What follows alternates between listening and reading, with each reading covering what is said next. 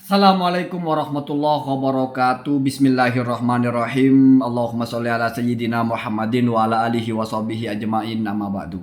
Jalanallahu wa iyyakum min ahlil khairi wa sa'ada fid dini wad dunya wal akhirah. Wa aslahallahu umurana wa umurakum wa umur ummati Muhammadin sallallahu alaihi wasallam fi sairil alam, khosatan fi Falastin wa ghairiha. Amin Allahumma amin.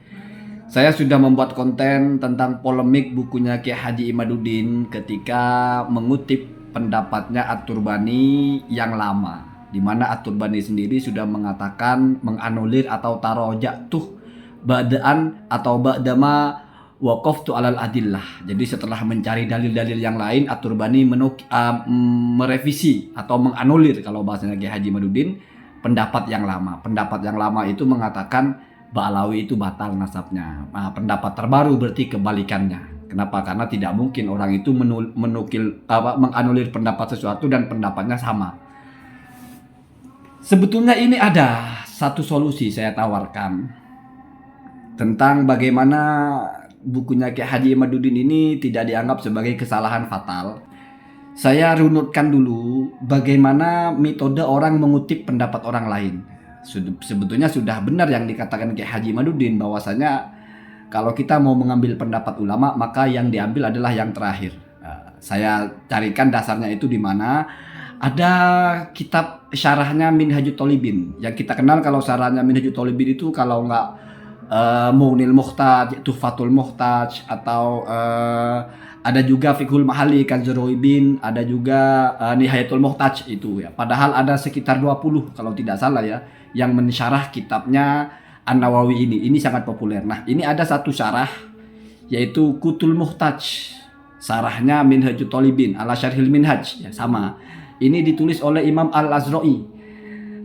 Di bagian muqaddimah muhakkiknya ketika menjelaskan tentang Mustalahatun Nawawi, artinya istilah-istilah dalam kitabnya Imam Nawawi, di situ istilah-istilah yang disebut itu apa maksudnya dan bagaimana. Salah satunya termasuk ketika Imam Nawawi mengatakan fil jadid, mengatakan fil qadim, begitu. Nah, ada satu prinsip bahwasanya setiap madhab itu disebut madhab Syafi'i ketika itu diambil dari ucapan Imam Syafi'i yang baru. Jadi yang disebut dengan madhab Syafi'i itu adalah ucapan-ucapan Imam Syafi'i yang baru. Kalau yang lama tidak disebut dengan madhab Syafi'i. Nah, itu kata kuncinya, Anda perhatikan di sebelah itu. Kenapa bisa begitu? Karena sudah ijma' antar ulama ya, terutama antar para mujtahid itu, annal hadisa minal adillati ya, bahwasanya sesuatu yang baru dari dalil-dalil itu mesti adalah nasihun lil qadimi, mesti menganulir yang lama. Ini apabila ada pertentangan. Jadi al-muqallidu amamal mujtahidi, kalau kita muqallid, sikap kita kepada mujtahid sama dengan kal mujtahidi amaman nabi, sama dengan mujtahid di hadapan nabi. Artinya apa? Kita mengikuti ucapan mujtahid itu adalah yang terakhir, sebagaimana mujtahid juga mengikuti ucapan nabi yang terakhir. Kira-kira begitu ya. Jadi kesamanya itu sama-sama mengikuti ucapan terakhirnya. Itu secara ijma. Walaupun mungkin nanti ada satu hukum berbeda antara Imam Ahmad dan Imam Syafi'i misalnya, itu karena nanti berbedanya antara mana yang lebih dulu menurut Imam Syafi'i, mana yang lebih dulu menurut Imam Ahmad. Jadi kalau mengedepankan yang terakhir itu sepakat semuanya. Cuma kenapa beda tiba-tiba satu teks hukumnya berbeda? Karena kedua orang ini berbeda, mana yang lebih dulu? Menurut saya yang lebih dulu A, tapi menurut satunya yang lebih dulu yang B. Jadi berbedanya itu adalah masalah mana yang duluan, mana yang belakangan. Sementara kalau mengambil yang belakangan itu semuanya sepakat. Begitu ya. Nah, kemudian kita tahu bahwasanya dalam madhab Syafi'i ini ternyata ada pendapat-pendapat yang menjadi pendapat madhab Syafi'iyah ini, di mana itu ternyata kok sama dengan kaul qadimnya Imam Syafi'i, bukan sama dengan kaul jadidnya. Satu contoh misalnya hukmut tabaut filma, hukum kita kalau mau ngambil air ya, jadi kasusnya begini, ada satu wadah ya, air yang rokit, yang kasir, air yang diam, dan itu banyak, lebih 2 kulah maksudnya. Kemudian di situ ada najasah yang jamidah, najis yang beku. Artinya beku itu bukan najis cair, biasanya bangkai tikus. Ini bicara air banyak Pak ya. Kalau air sedikit kan otomatis najis semua ya. Saya tidak mau bicara ikhtilafnya ya. Itu yang muktamad begitu. Kalau ada tempat airnya tidak sampai 2 kula, kejatuhan najis, itu najis semua. Tapi kalau airnya ini lebih 2 kula kan nggak najis airnya. Tetapi kalau menurut kaul jadidnya Imam Syafi'i, itu kita harus at-tabaud, wajib menjauhi. Jadi kalau misalnya najisnya di pojok sana, kita ngambilnya di sini. Jangan di samping najisnya. Itu kaul jadidnya Imam Syafi'i. Tapi kaul qadimnya enggak. Kalau kaul qadimnya ya juzu al-iqtirafu bi ayyi wajhin sya'ah. Kamu boleh ngambil air itu dimanapun, walaupun di samping bangkainya itu. Asal nggak jijik ya. Jadi bangkai gerak-gerak kan, terus kamu celup di sebelahnya, airnya suci.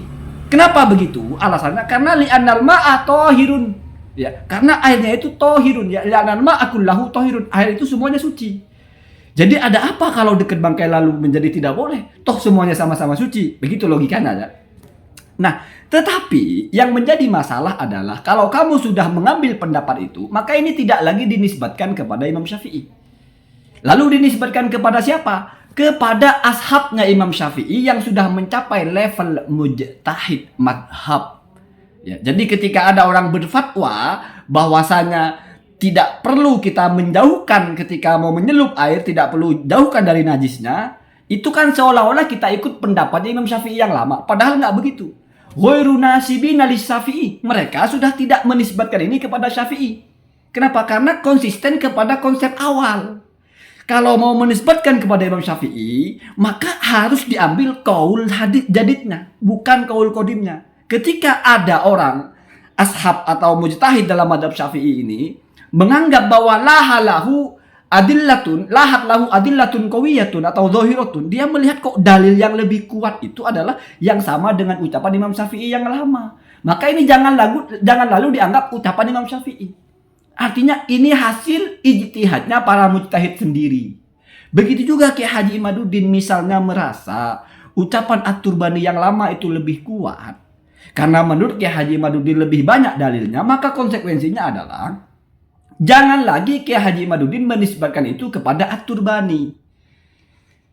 Ya, jangan lagi menisbatkan itu kepada pemilik ucapannya. Kenapa? Karena pemilik ucapannya sudah merubah, itu namanya etika.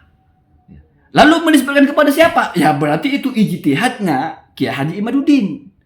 Sama dengan ijtihadnya ulama-ulama yang mencapai rutbatul ijtihadi fil madhab, ulama-ulama Syafi'iyah yang sudah mencapai taraf mujtahid dalam madhabnya. Tapi kenapa masih disebut madhabnya Imam Syafi'i walaupun sudah mujtahid? Karena dia secara manhajnya, secara metode istinbatnya masih ikut Imam Syafi'i. Masih dalam madhab Syafi'iyah ya. Maka Kiai Haji Imaduddin ini mestinya jangan mengatakan itu ucapan At-Turbani. Kenapa? Sebagaimana ulama-ulama mujtahid dalam madhab Syafi'i ketika mengambil kaul qadimnya Imam Syafi'i itu tidak dinisbatkan kepada Imam Syafi'i lagi. Tetapi hasil ijtihad mereka bahwa yang lebih kuat yang kaul qadimnya Imam Syafi'i. Lebih kuat dalilnya. Walaupun kebetulan itu kaul qadimnya Imam Syafi'i, tapi karena sudah masuk ke dalam bermadhab, maka tidak boleh lagi. Itu namanya konsisten. Lalu apa? Ya, kita pahamkan bahwa buku itu sebetulnya bukan lagi mengutip ucapan At-Turbani, tapi mengutip pendapat pribadinya Kiai Haji Imaduddin atau mengutip ijtihadnya Kiai Haji Imaduddin kebetulan sama dengan kaul qadimnya At-Turbani. Jadi Kiai Haji Imaduddin ini sudah gagal satu referensi. Ya, tidak bisa lagi dinisbatkan kepada At-Turbani. Ya. Walaupun merasa tapi itu lebih kuat dalilnya. Iya Pak, lebih kuat dalilnya. Tapi kan Anda madhab Syafi'iyah. Anda baca kitab madhab Syafi'i, bagaimana etika bermadhab kalau tidak mau bicara hukum ya. Orang sudah menukil, sudah menganulir pendapatnya, sudah ada pendapat terbaru. Jangan ambil pendapat yang lama, ambil pendapat yang baru. Kalau Anda mau mengklaim, ikut Asy-Syafi'i. Ketika pun Anda menolak pendapat Syafi'i yang terbaru, lalu Anda ambil yang lama, kebetulan Anda menganggap itu lebih kuat, maka jangan lagi mengatakan ini pendapatnya Syafi'i. Tapi ini katakan ini adalah hasil telaah Anda itu lebih kuat. Itu Pak ya, itu ya. Jadi itu yang bisa baca kitab sebelahnya itu sudah sangat jelas ya. Jadi ada fatwa-fatwa dalam madhab Syafi'iyah itu yang ternyata sama dengan kaul qadimnya Imam Syafi'i. Artinya kaul jadidnya tidak dipakai, yang dipakai kaul qadimnya. Seolah-olah begitu ya. Tetapi itu semuanya dianggap sebagai sesuatu yang tidak dinisbatkan lagi kepada Imam Syafi'i, tapi ijtihad ulama-ulama mujtahid madhab dalam madhab Syafi'i. Ini memang agak berat ya, setidaknya itu etika. Bayangkan kalau misalnya Anda pernah mengatakan sesuatu yang Anda sadari itu keliru, lalu Anda rubah.